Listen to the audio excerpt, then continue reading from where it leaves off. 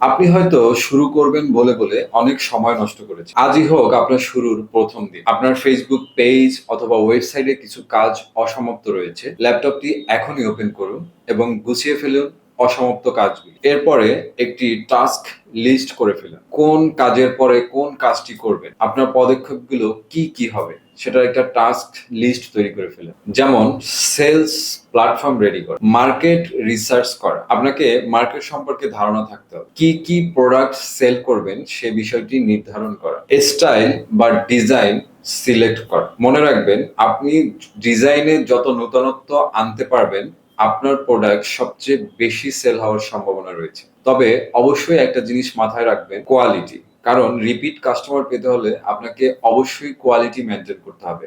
নয়তোবা কোনো কাস্টমার যদি একটা প্রোডাক্ট হাতে পেয়ে কোয়ালিটিতে সন্তুষ্ট না হয়, সে কখনো আপনার পেজে অথবা আপনার ওয়েবসাইটে ফিরে আসবে না।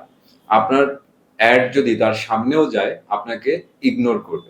মার্কেটিং সম্পর্কে দক্ষতার ঘাটতি থাকলে সে ব্যাপারে যথেষ্ট স্টাডি করুন অথবা কোনো এক্সপার্টের সহযোগিতা নিতে পারেন। কোন প্রোডাক্ট কোন সাপ্লায়ার থেকে নিবেন সেটা নির্ধারণ করুন। তাদের প্রাইস এবং কোয়ালিটি সম্পর্কে ধারণা নিন। সাপ্লায়ারদের অফিস কিংবা ফ্যাক্টরি ভিজিট করুন, কারণ আপনি সবকিছু ফিজিক্যালি দেখেই স্টার্ট করা সবচেয়ে উত্তম। এই সকল কাজ সম্পন্ন করে তারপর শুরু করতে পারেন আপনার ব্যবসার যাত্রা। আপনি হয়তো শিক্ষিত কিন্তু বেকার, কোনো একটা চাকরি করছেন কোনো মতে কোনো উপায় না পেয়ে, কিন্তু এসব থেকে আপনাকে বেরিয়ে আসতে হবে আজ অথবা কাল।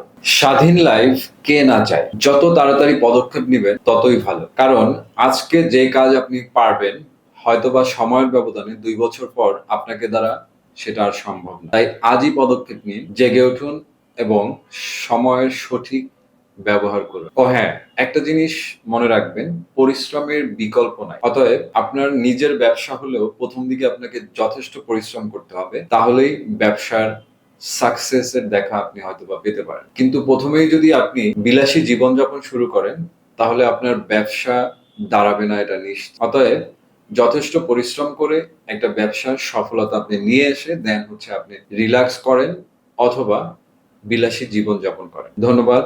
সালামু আলাইকুম।